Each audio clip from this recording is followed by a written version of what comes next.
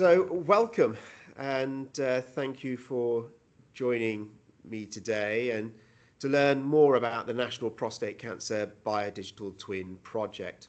It's part of the national screening study the PC UK funded Transform. A little bit about myself first. I'm Rakesh Heer. I'm Chair of Urology at Imperial College. I'm also a consultant surgeon. I'm one of the co-leads for Transform, and I lead the Biodigital Twin Project. I'm also a Deputy Chair for the NIHR Health Technology Assessment Committee. I also am a Chair for NICE Guideline Writing. Now, it piques a lot of people's interest when they hear Biodigital Twin, and one of the questions I've been asked on a regular basis is, what is a biodigital twin? I think very simply put, I want you to think of this as a biomarker testing machine. What I'm going to do is describe the context of this biobanking exercise in the parent Transform clinical trial, and then I'll go on to describe in more detail the nature of the biodigital twin.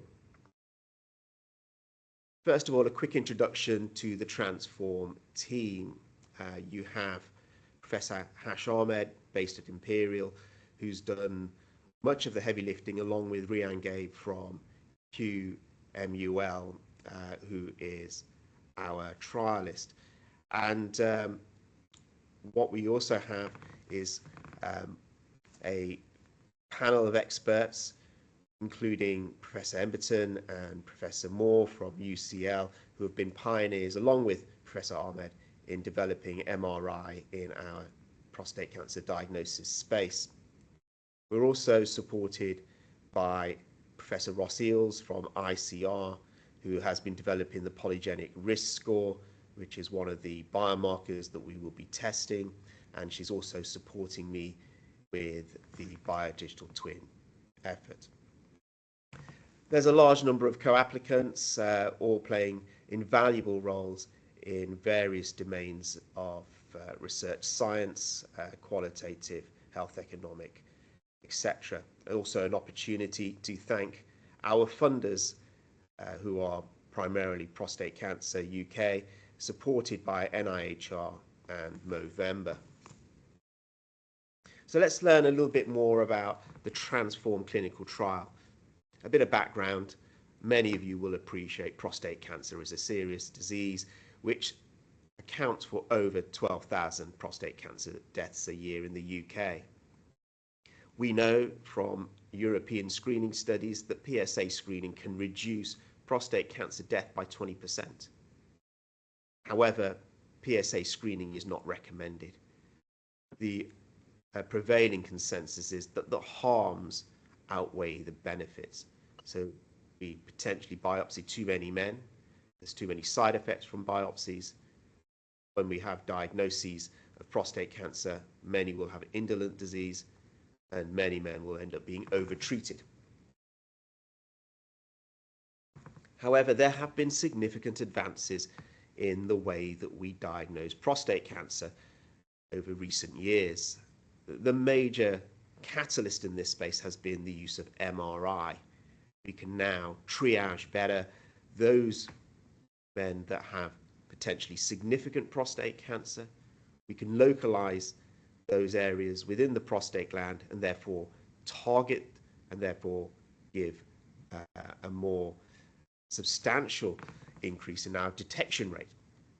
We take transperineal biopsy approaches, which also increase our accuracy and reduce side effects. When we have diagnosis of prostate cancer, we have better management. We routinely now watch men who have disease that's not potentially life-threatening. We also can offer cleaner treatments that avoid side effects, such as focal therapy. We've seen improvements in surgery and also radiotherapy. Also in this space, there's a plethora of biomarkers that are now available that also appear to do a better job at highlighting those men that might be at risk of prostate cancer. effectively, these changes have been game changers. There's a chance now that we are substantially reducing harms, we're increasing benefits, and that balance is appearing to tip in favour for prostate cancer screening. Off the back of that, we've had a substantial award to fund the Transform study to investigate how effective those diagnostic efforts are. So we're looking at screening strategies, and we'll talk through those screening strategies as part of the trial. Looking at a RCT, so we're trying to generate the highest quality evidence. We're looking to demonstrate acceptability. We want patients, men, happy to have these investigations. We're talking about equitability, accessing all members of our society, in particular black men who are vulnerable to have high-risk disease and more likely to have progression from those diseases. We're also looking at clinical and cost effectiveness, help inform policy. The other ambition here is to create a biodigital twin biobank so that there's utility for the tissue collected for future endeavours. So who we're looking at? We're looking at men in the community aged between 50 and 70. There are those that are special cases, vulnerable, and the main example here is black men. So we're looking at those men at an earlier time point in their age, 45 up to 49. We will be purposively sampling those men to make sure that we have a representative proportion, getting on to 10%. We don't want any history of previous prostate cancer, recent PSA testing or MRI, or any prostate biomarker testing, biopsy. That's to make sure that we have a clean study. We're comparing those men that had no investigation with those that subsequently screened. We're looking to screen somewhere in the region of 300,000 men. So it's a large study. What are the arms that we're looking at in the first instance? Well, what we'll be doing is, in this first arm, is mirroring what we see in routine clinical practice. We're looking at men that have an elevation of their PSA. They then attend hospitals and undergo an MRI. And then after that MRI, they undergo targeted biopsies if there is a significant lesion seen. In the other three arms, we're looking at some additional experimental approaches. They include men having a lower threshold of PSA. So we know that men that have a PSA of less than 1 are very unlikely to come to harm from prostate cancer. So we're setting a threshold of 1 for testing, and then they undergo a fast MRI without contrast, saving time, saving cost. Here they undergo targeted biopsy. So we're not doing systematic biopsies as we typically do in routine practice, where we put needles through the entirety of the prostate gland to sample which is associated with morbidity. Here we target the lesions of interest. In arm 3, we're using any PSA level. We're relying heavily now on the performance of MRI. And in arm 4, we're looking at a biomarker. We're looking at polygenic risk score. This is a measure of SNPs that determine risk of having prostate cancer. And if you reach a threshold of 3.5%, you then undergo MRI and targeted biopsy. The study is going to be delivered in 3 stages. The first stage, over the first 3 years, is essentially about us learning more in our pilot endeavour. We want to essentially test those 4 screening interventions. We want to evaluate how we best deliver those interventions. We want to measure short-term outcomes, understand how acceptable it is to patients. We want to understand how often we go to biopsy. We've got good estimates, but this is our opportunity to learn more and then move on to stage 2 with a much more robust plan of action. In stage 1, we'll also be developing the biodigital twin protocols and undertake early testing. In stage 2, we'll be scaling up. So we'll go from, in stage 1, somewhere in the region of 20,000 men. We'll go and increase our accrual, and over the next 6 years in stage 2, looking to accumulate the remaining men up to 300,000, partly depending on what we've learnt in terms of the numbers required and the number of men agreeing to become part of the study, agreeing to screen. Stage 3 is long-term planning, so we're getting on to 10 years and more. We need that for our definitive outcomes. Our definitive outcomes are cancer, prostate cancer-specific survival. In stages 1 and 2, we can look at paroxys, but we know that those paroxys give us estimates. They are not the definitive measures. So we do need a long-term study to understand how we ultimately impact on prostate cancer survival. And we'll do that partly through follow-up case report forms, but also linkage with routine registry data. Okay, this brings me on to the National Prostate Cancer Biodigital Twin Project. Let's learn more about this. So what we've appreciated is that we've got this amazing opportunity with the Transform study. We want to maximize this opportunity. Collecting tissues for additional biomarker testing for basic science is a really exciting chance that we mustn't miss. We've thought long and hard about how best to deliver this, and we're going to be generating a very powerful platform here that provides rapid assessment and also the development of new biomarkers. We thought about how best to make this fit for purpose, so it's accessible for people who want to test their specific biomarkers. We thought about how we would sustain this infrastructure over the duration of the study and beyond. The important thing here is that this is a biobank for users. It's for you guys primarily to tell us what you want to do with this. There is a effort really to invest in the science, the good science that you guys do. It's an effort to invest in those that have already developed biomarkers that might be in the commercial space, but they're looking for definitive testing, and ultimately talking about gains for our patients with prostate cancer. This is also going to be what we call a living biobank. What's going to be happening is that this is not a one-shot, tissue drops in and we have some data. It's going to carry on accumulating data. We're going to be taking data in real time and in long term through data linkage, through routine registries, and we will also be putting data out. So there will be outputs from the biobank that may feed into the trial and into the clinical space.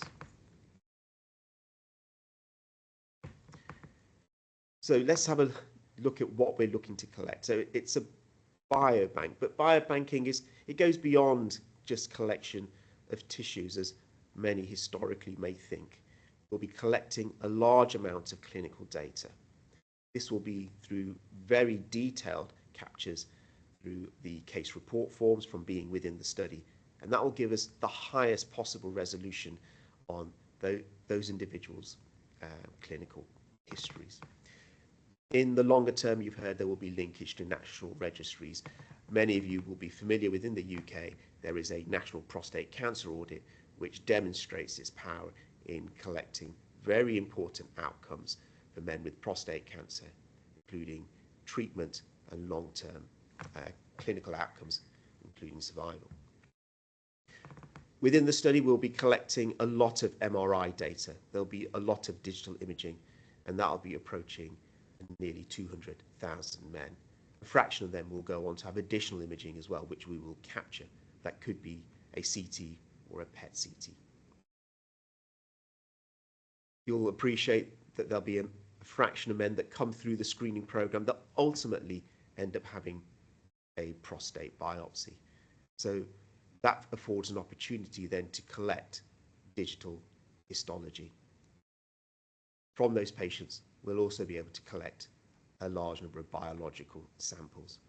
We're going to be collecting a wide range of samples, and I'll talk you through those now. We'll be collecting blood, we'll be collecting urine.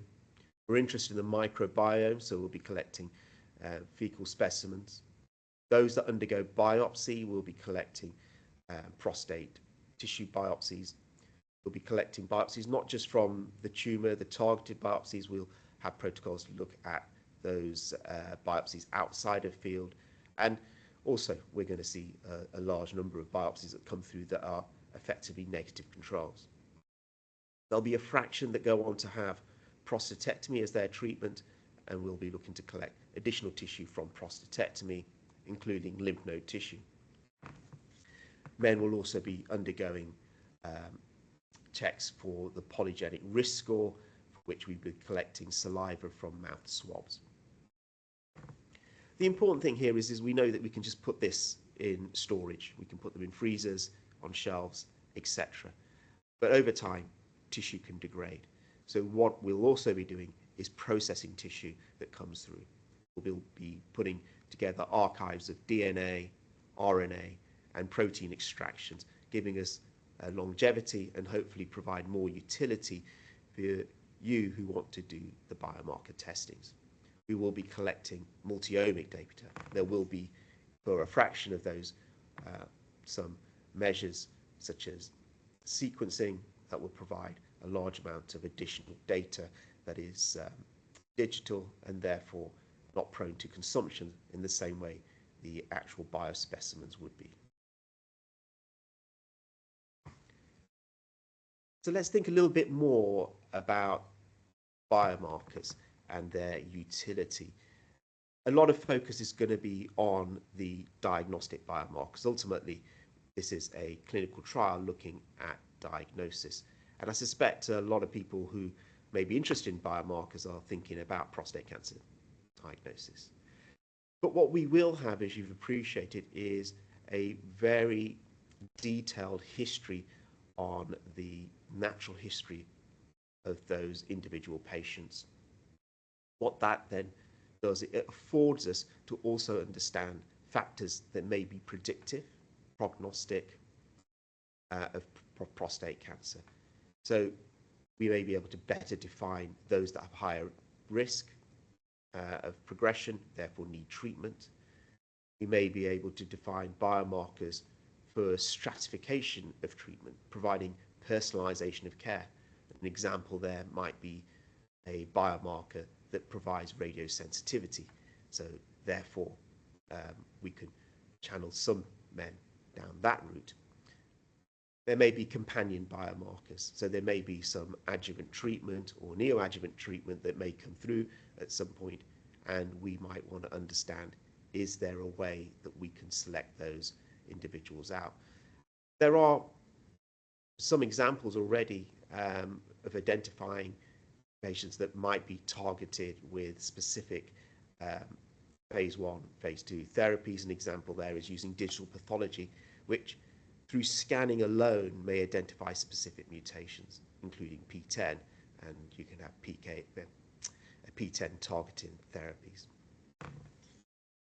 We can also have those that help understand how well treatments are working, therapeutic biomarkers. There may be some measures of pharmacokinetic activity.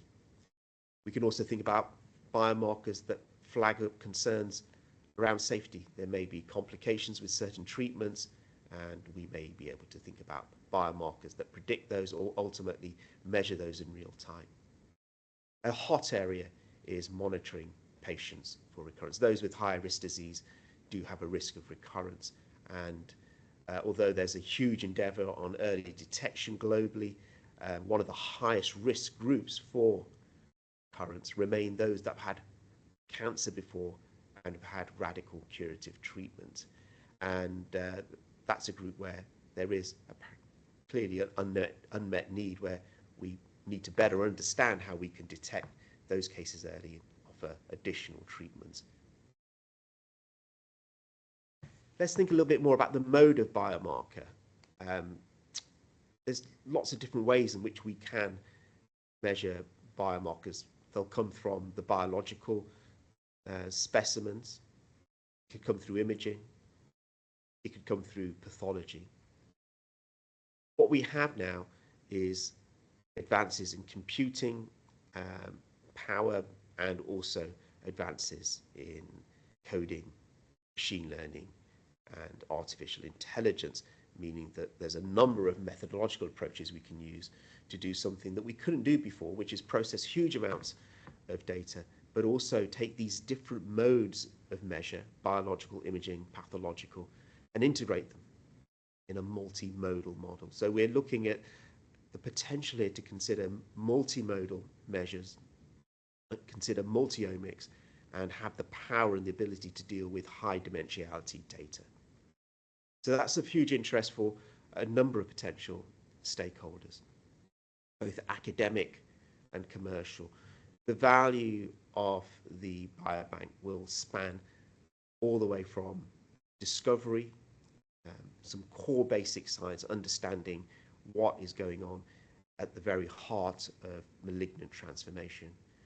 We'll be interested in supporting those that have an interest in developing biomarkers, taking those targets, seeing if they provide some signal on a wider scale, and then validation of markers, thinking about clinical utility, how those biomarkers might make a difference in the clinical space.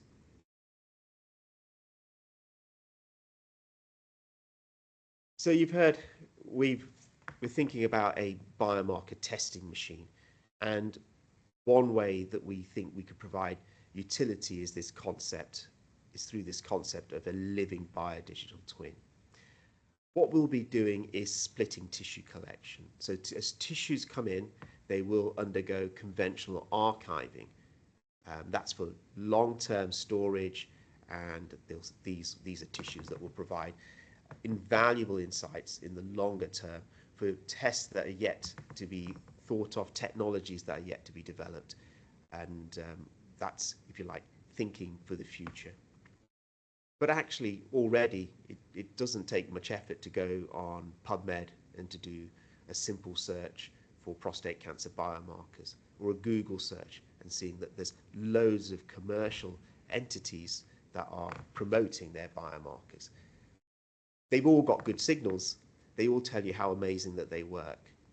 We need to understand more. We need to understand which ones are genuinely good.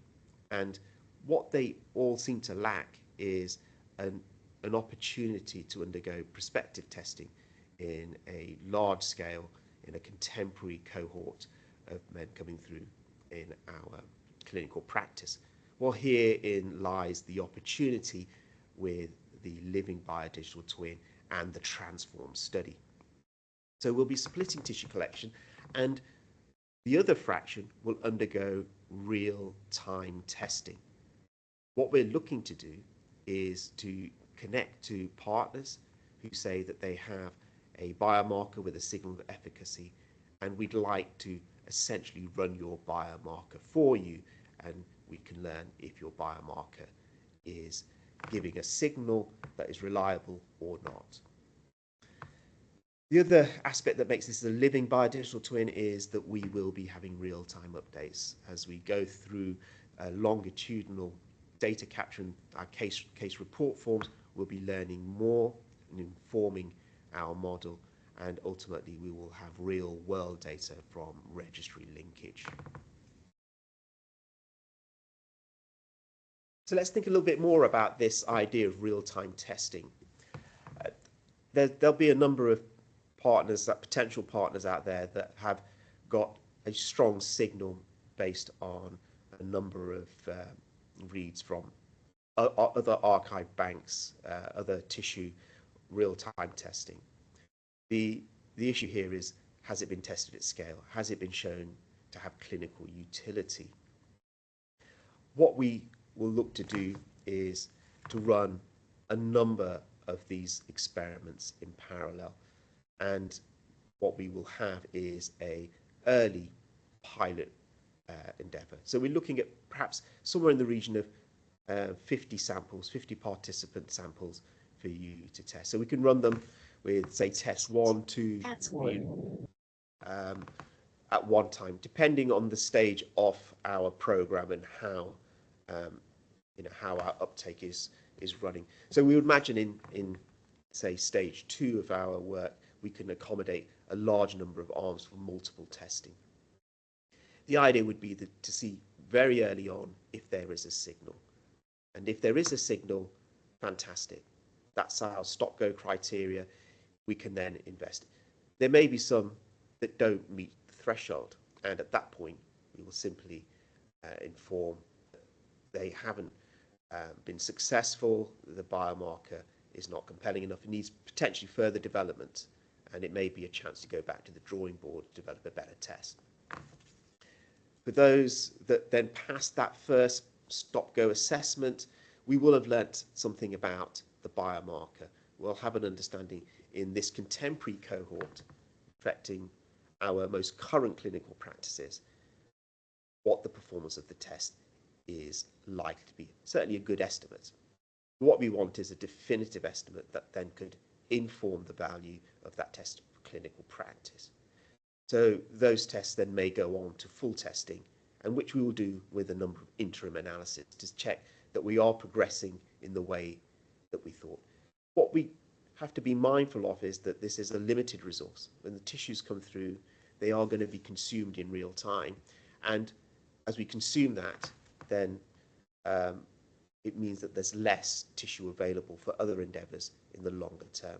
So this is our way of looking after this, hopefully a gift for our scientific community, providing as much value as we can to as many researchers as we can. As we go through to the full stage, we will undertake a formal sample size calculation. So we'll get an understanding of how many participants each partner might need for their specific test. As we come through here, we hopefully will have a number of successes. And then the question becomes, do they provide utility? So if we then introduce them into real life practice, could they make a difference? We could argue that the biodigital twin provides a very good proxy, and that could be enough. But I think in the early setting, what's very likely to happen is we'll take some of the strongest ones, stronger signals through, and offer the opportunity to become one of the adaptive arms in the clinical trial itself. So this is now an opportunity for some testing, some data being collected in the twin, but being fed back into the virtual world with prospective testing for utility as a new arm in the study.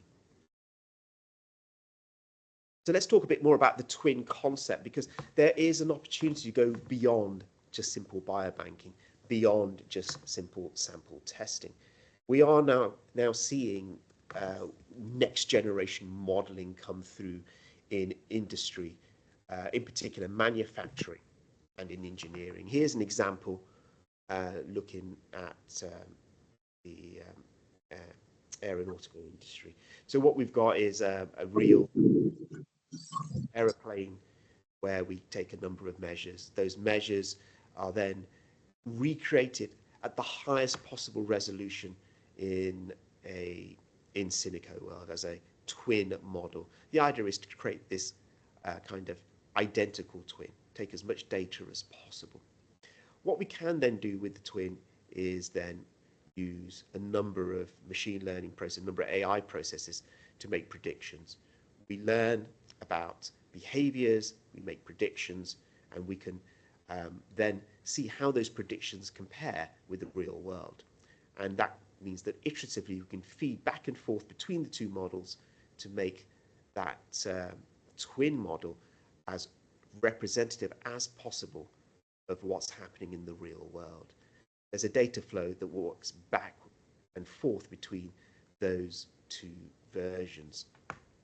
This is something that's only more recently became plausible with advances in computer power and also specific machine learning and AI methodologies. You can see how this would work with our biodigital twin, in that we would be able to learn about biomarkers, we may be able to learn about certain clinical traits, patterns of behavior in their longitudinal follow-up that could be predictive of a outcome, an important clinical outcome in the real world. And what we could do is we could feed that back into the real world for real world testing. So what you've heard is that the digital twins afford a really exciting opportunity. For the first time, we can look at multimodal, complex, high dimensionality data, and we can talk about data integration. This is ripe for scaling into medicine. Data-rich models like this are absolutely excellent opportunities to undertake a number of approaches that we see in routine clinical practice, which leverage epidemiological techniques and methodology. This is something that we would call a natural experiment. For example, there will be men that go through that end up having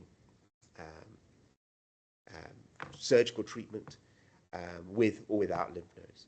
And within that data set, we could look at differences in outcomes for those individuals. It's not randomized. There are methods we can use to balance in the same way we do with randomization, and what that would allow us to do through propensity matching is to try to get a fair estimate of those two comparisons.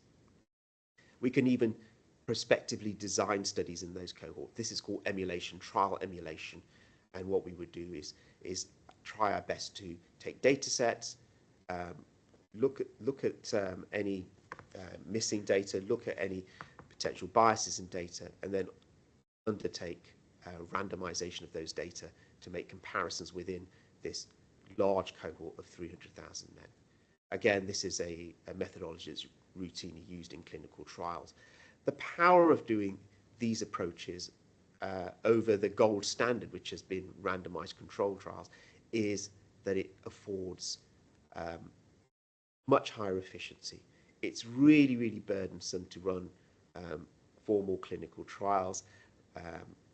It's really costly to run formal clinical trials. And this will provide a very powerful machine to do a number of studies at scale for much lower cost and for efficiency. If there are questions about it, and if there are a number of uncertainties, then it may be that these data inform formal clinical trials. But in many cases, we have enough of answer, strong enough evidence on that for that cost to make changes in clinical practice. So, as you've heard, we'll be able to test hypotheses on diagnostics and also on treatments. We can do that on an individual patient level and talk about how we could personalize individual patient care. And we can also think about the effects of those changes, those interventions on a populational level. That would help inform service design and policy. Here's some examples already. We're seeing digital twins come into the medical space. We're seeing digital twins looking at brain activity to look at mental health. We've got examples here based on Doppler imaging, cardiac imaging, where they are able to describe shear forces, stress forces on the pulmonary artery, and when it comes to making grafts, they can appropriately make grafts that slide in and provide strength, the right texture, the right fitting to provide better long-term outcomes on an area that's hugely vulnerable for injury thereafter. Okay, so we're coming to the end. We'll take some questions in a moment, and I'll just like to end with a summary about what the biodigital twin will provide. It's an ambitious, powerful platform that we're developing. You've already appreciated that at the heart of this, we want to deliver very rapid biomarker testing in real time. We want the value of this tissue collection to have an impact in the foreseeable future over the medium term, 3 to 5 years. This is a biobank for now, for your research now.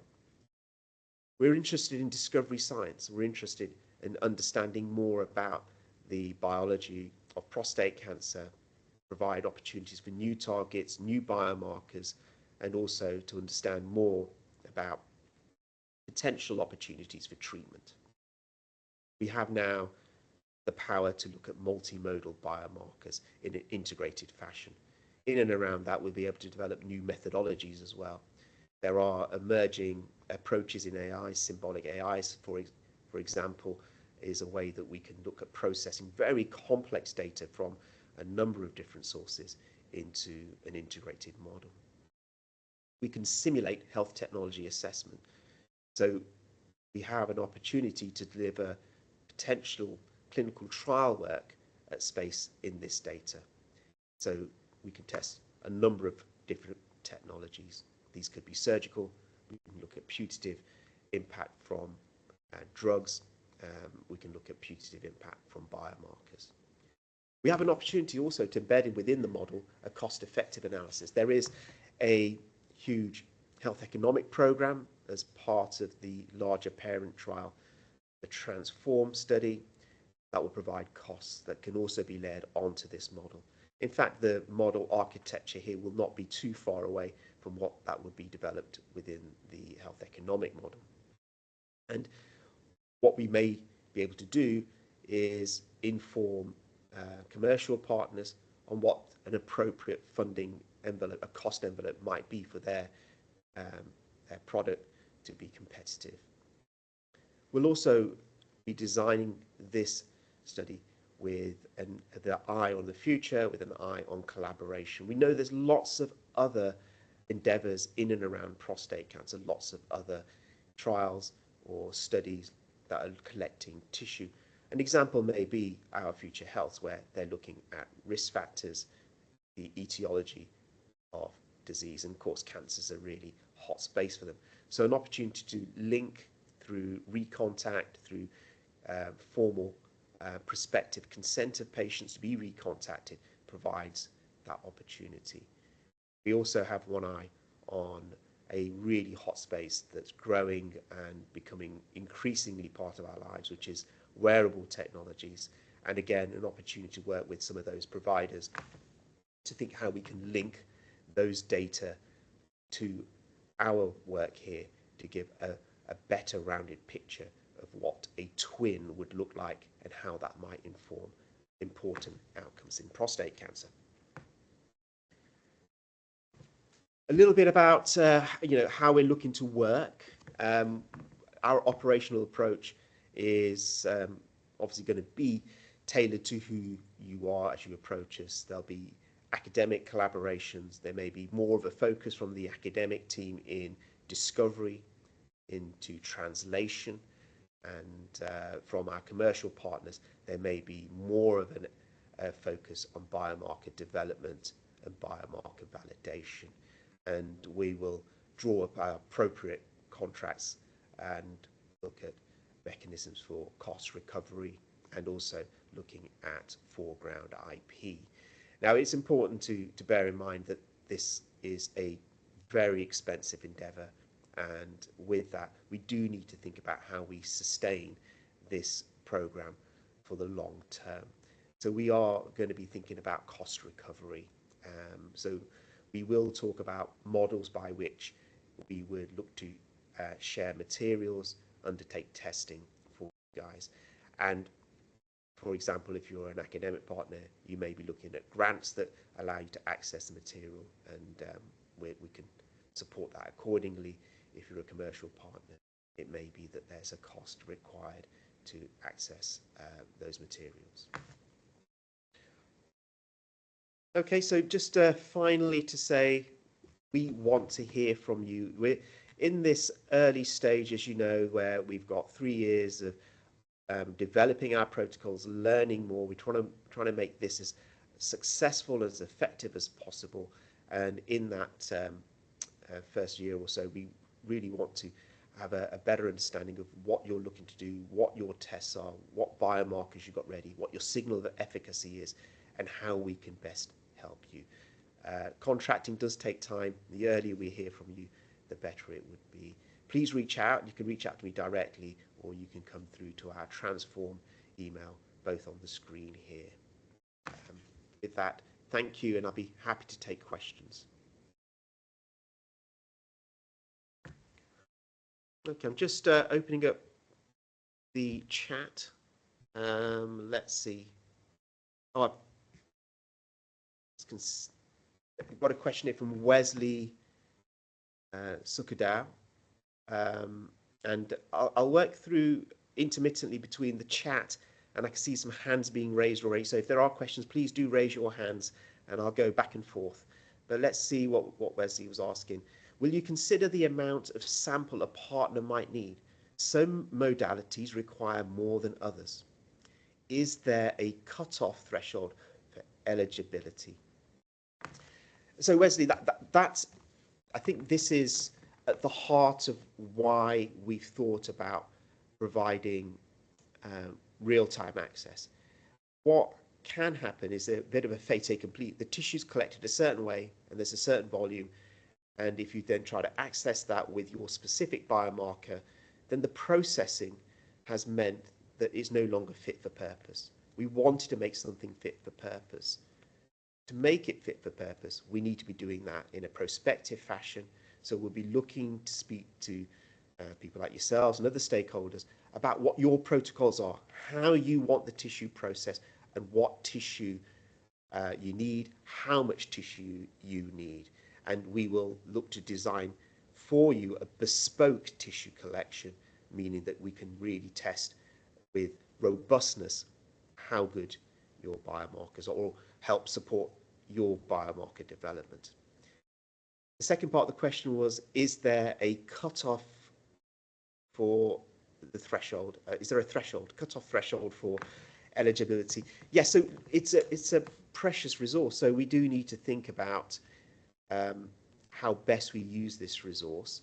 There will be an access committee comprising of experts here. You've already heard about a number of individuals involved with the trial. There'll also be Professor Kate Robson, who is on this call. There'll be Professor Prabs Rajan, and we'll be bringing together a number of experts in the space, translational biologists, people from industry, trialists, methodologists, who will help us prioritize who comes forward. I think broadly speaking, if you've got an established product, please think about a compelling signal of efficacy.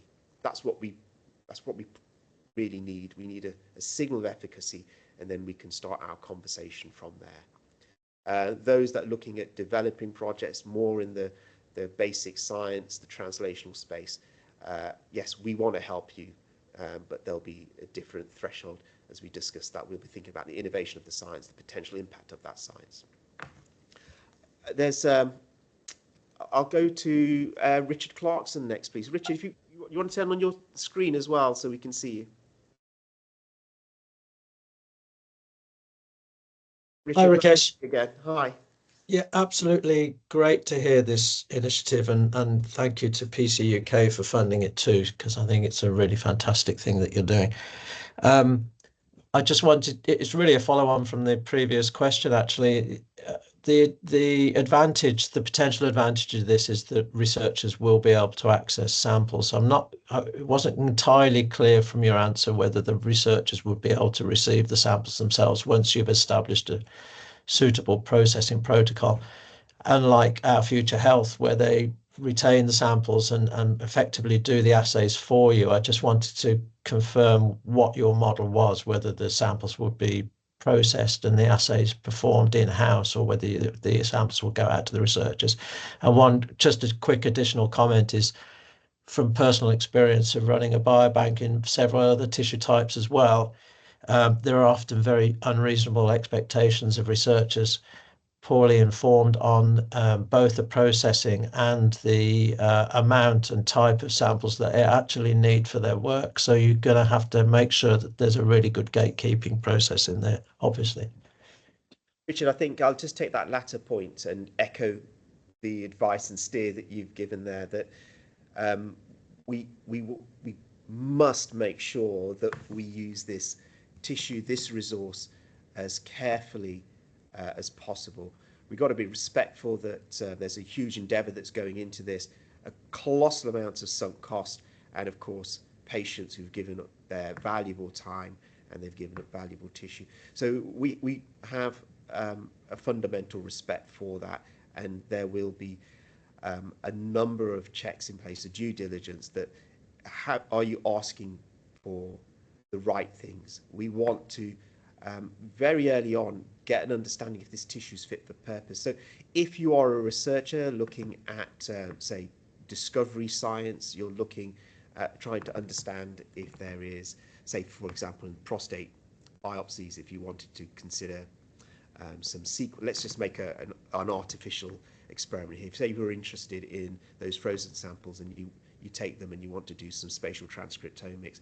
What we want to know very quickly is how well that's working for you. We want to understand very early on, is there a signal before you scale?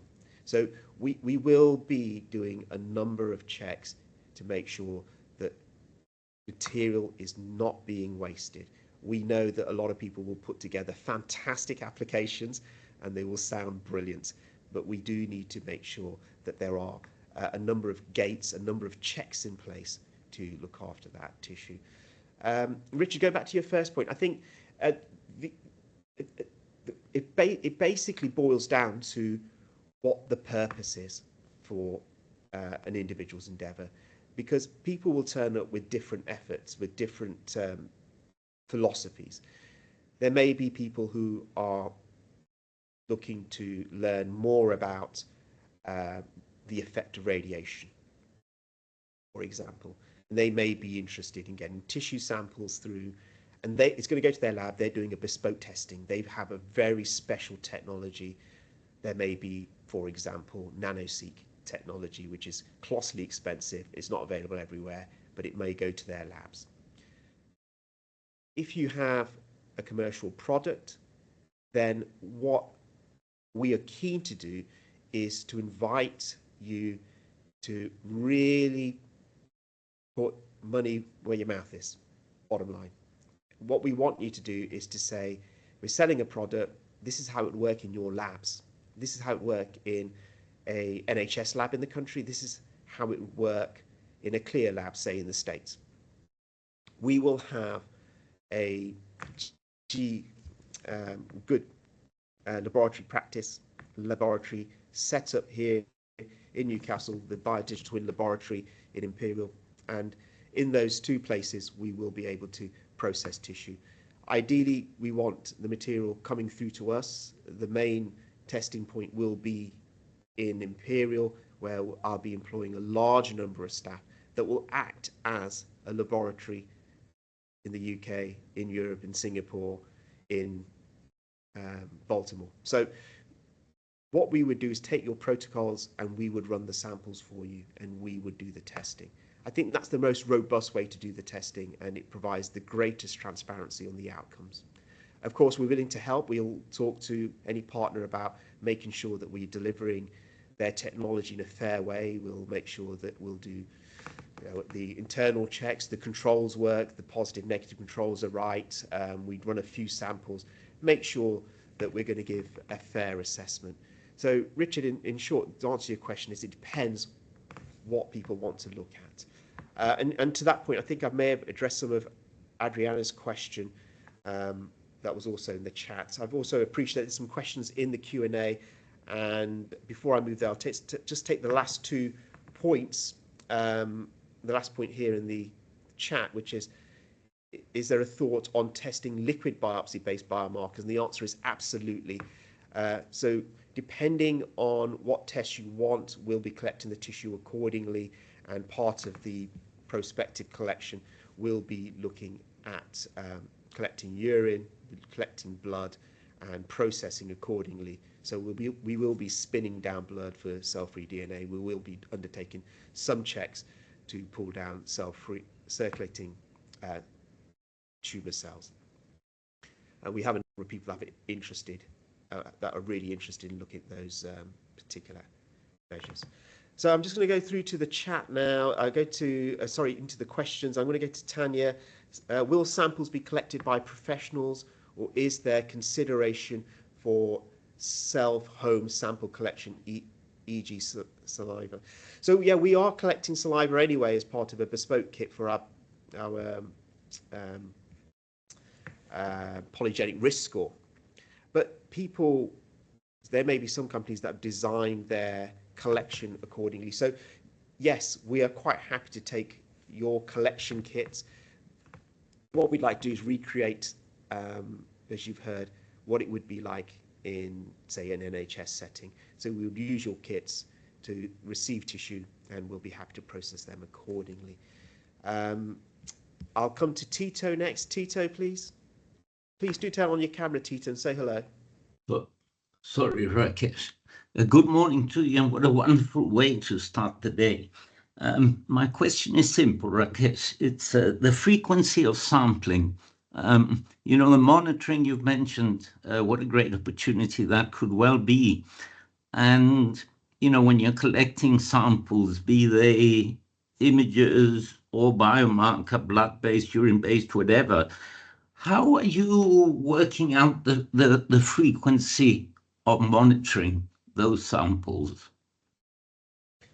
Tito, I think if I follow correctly, you're asking if we're going to get more captures from patients as part of their longitudinal follow-up. Correct, The answer is absolutely yes. So as patients come through as part of their natural history, there will be further efforts to image, and there may be further opportunities to capture pathology. So we will follow those individuals through. There will be repeat testing as well that provides another opportunity for tissue.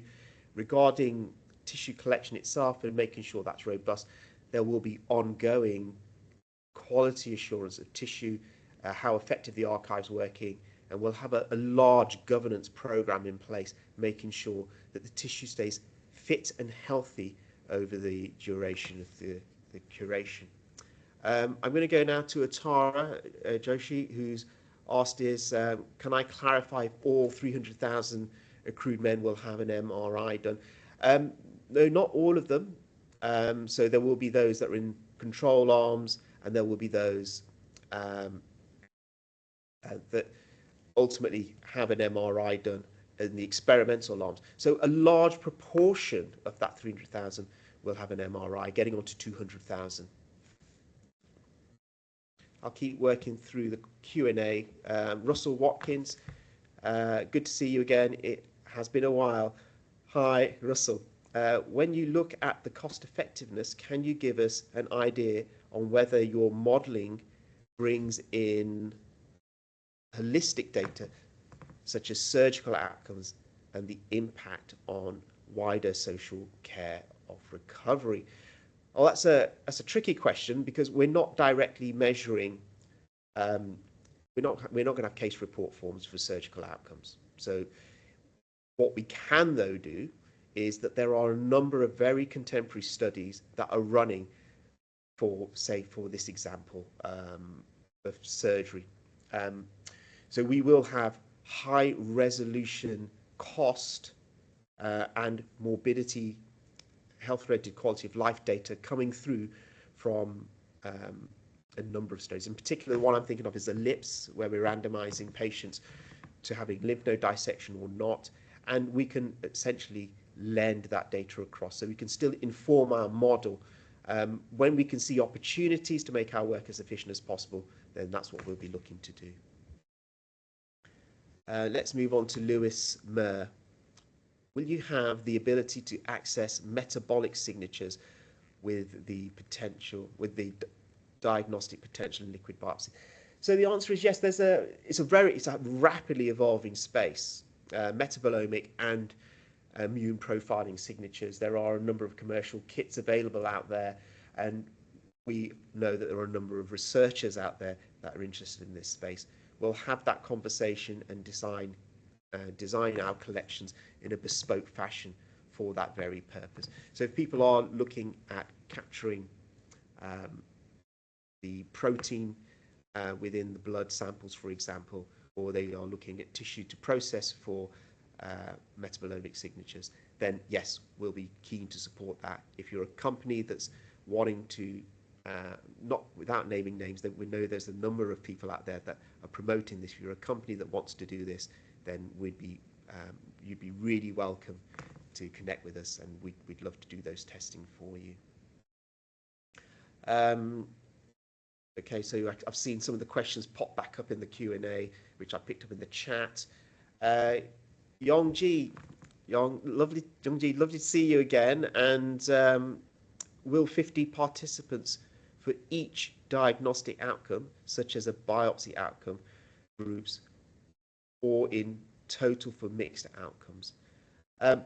Okay, so Yongji, forgive me, I may not have followed the question perfectly, but I think I got possibly a couple of iterations of what that might mean, and I'll talk them through.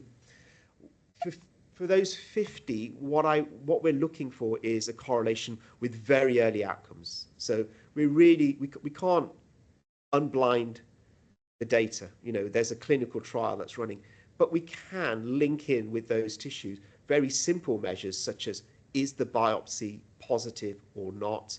Do we have clinically significant disease or not? So that's something that we can do. We can provide that as an outcome. Yongji, is that, you've got your hand up, is that the question that you were asking? Yongji, if you're talking, you're on mute. Oh, yes, and Rakesh, next year is a great summary of this great resources. Yeah, it's a 50 because of for biomarkers, you would fix 50 participants and mix of the different outcome, each of them very small group. It may not have statistical power to give any meaningful and results. I just said, so that's something I was thinking, if we have to look at the outcome, we may have to think how many in each group when we compare and make the statistical power and it's sufficient. That maybe Ryan can going to have much better maybe answer, but we can be thinking about roughly just the 50. How can we make the statistical power for the initial pilot study sufficient? Yongji, that's perfect. That was exactly my point on that slide. So thank you for reiterating that. Very early on, what we're looking for is a check to see that the material works well in your hands or our hands. It gives a signal. If at that point we're seeing nonsense come through, clearly there's no value in taking it forward. And that's what that first 50 or so sample check's all about. If there is a signal, if it's lining up with what we thought it should do, then we have an opportunity to power appropriately the subsequent collection so that we have a robust outcome.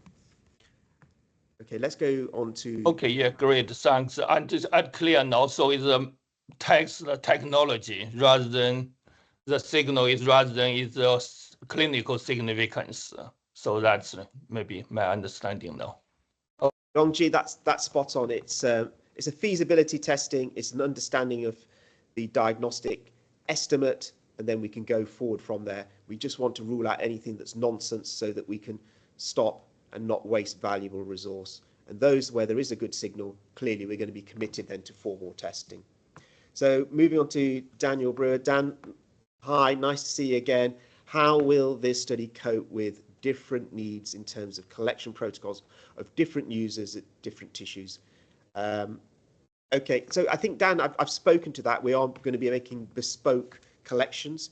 You've got a second question. Will urine be collected from non-biopsied patients? This seems vital to me, both to get a control cohort, but also to pick up on those missed in the trial screening protocols that go on to have aggressive prostate cancer. So there's two parts to that question, Dan, and the first part is yes, we'll be looking at controls as well. And the second part is we will have longitudinal follow-up on those that had ended up having biopsies or weren't part of the biopsy arm that ultimately go on to have a diagnosis of prostate cancer. And I think that probably talks to some of the work that you're doing in and around field change as well. So yes, Dan, I think we're set up for that kind of biology. Let's see, any other hands up? Okay, we're coming up to 9 o'clock, and I'll take here the last question from Yongji, which was, will we store cells from blood and other liquid biopsies for future CTC and immune subtyping analysis? I think we've covered that question already. Rakesh, just to let you know, the Q&A sort of works backwards, so there's quite a few questions at the top that came in after you started looking at this section. Yeah. There's about 2 or 3, so if you have time, it'd be great to just... Ash, thank you so much. And as I reorientate myself in the Q&A, I see Hans Leisure's got a hand up. Hans, please. So, hello. Very nice presentation and very interesting.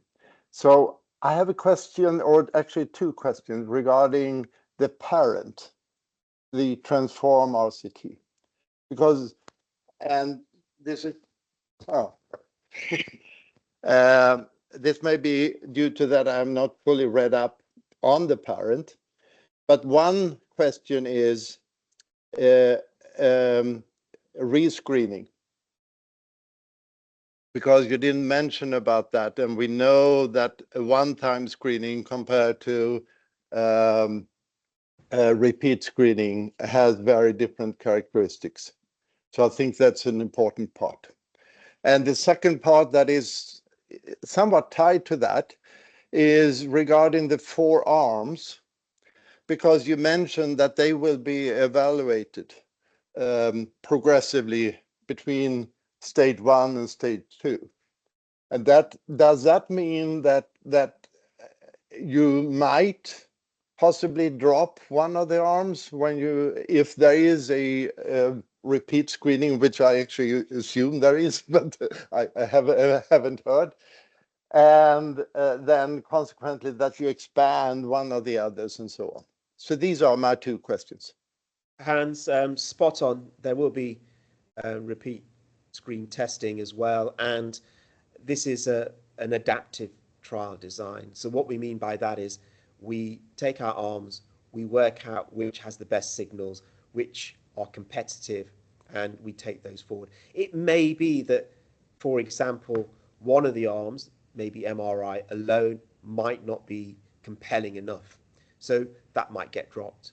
It may be that we see 2 or 3 forerunners and they go forward.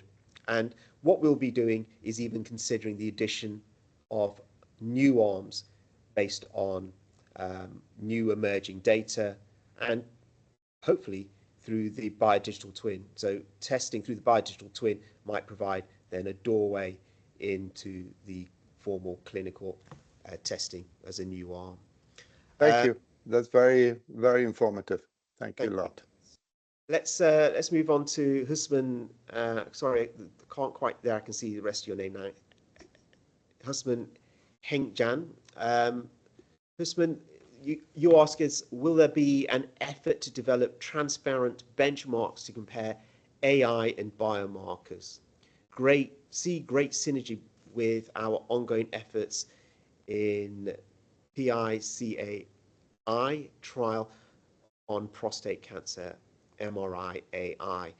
Okay, so I mean, I think this is a pretty big point, not one that I can go into in a huge amount, other than a very high level answer for today, and that is that we do see a number of black box exercises built in and around AI technologies.